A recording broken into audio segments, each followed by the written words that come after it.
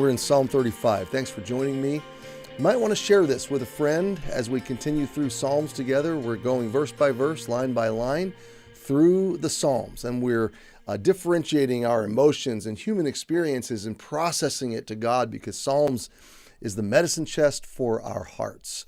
Yesterday we left off in Psalm 35, verses 11 through 16 of this psalm. David is rehearsing to God the dramatic injustice that he's experienced, and how that he was a faithful friend and brother and a prayer warrior when his friend was sick, but now this friend has turned against him and has rewarded evil for good. Verse 12 is critical. He rewarded me evil for good to the spoiling of my soul. We talked about the idea that this was eating David up.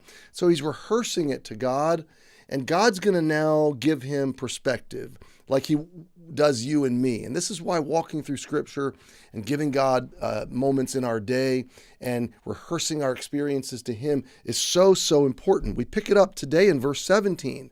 So David writes this story out to God, how he has experienced this injustice from his enemies. He's praying for God's intervention and deliverance. He's believing by faith that it's going to happen, but still he's going through it, and it's hard.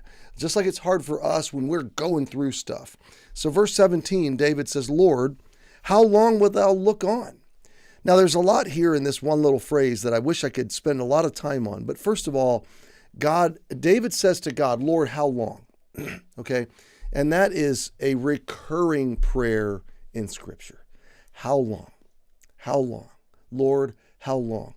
The idea baked into this phrase is that to me, to us, the experience of waiting on God's salvation and waiting on my sanctification and waiting on God's answer to my prayer and waiting on healing and waiting on deliverance or waiting on God to provide or come through or get me through the situation I'm in, it's so long.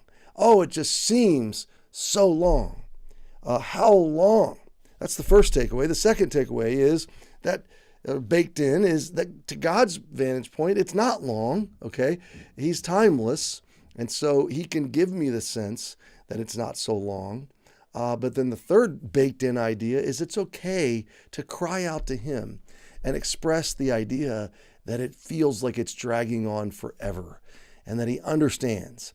So how long, O Lord, wilt thou look on? Now this phrase, wilt thou look on, is the idea that by David's experientially, he feels like God's not doing anything. He feels like God is, sitting back and letting it happen, as though he doesn't care or as though he's powerless over the circumstances. And so David is, in a sense, he's saying to God, I know this isn't how it is, but God, how long are you going to sit on your hands? How long are you going to make me endure this and let these enemies feel like they can just keep doing this? How long is this going to go on before you get involved? I think the final baked in assumption here is that there is going to be an end. God's not going to look on forever. David, in praying this very prayer, Lord, how long will you look on? There's the assumption that there is a moment when God's going to act. There is a moment when God's going to bring resolve and resolution and redemption, salvation, deliverance, justice. There is a moment where it's going to come to an end. So, my friend, there's so much just in this one phrase I hope you'll meditate on through the day. And maybe you just need to own this prayer. Lord, how long will you look on? Because however long God is asking you to go through something, however long he's choosing to not intervene in the circumstances, that's exactly how long he's going to give you the strength. That's exactly how long he's going to walk with you. That's exactly how long he is taking to unfold his purposes and his beauty and his glory in your life. And so how long?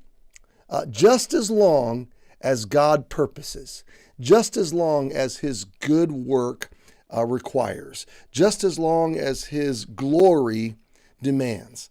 And so be like David and just throw yourself into his how long, okay? However long, God, you require, I trust. I surrender, I believe, I faith, and I'm going to wait. You see, David in his waiting is looking up. He's waiting intentionally. He's waiting strategically. He's waiting emotionally and theologically, and he's waiting with robust trust.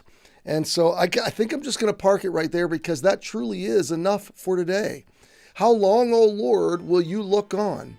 And I believe God's rhetorical answer is just as long as it takes for me to shape you and show you my beautiful story that I'm writing in you. So rest, my friend, in how long.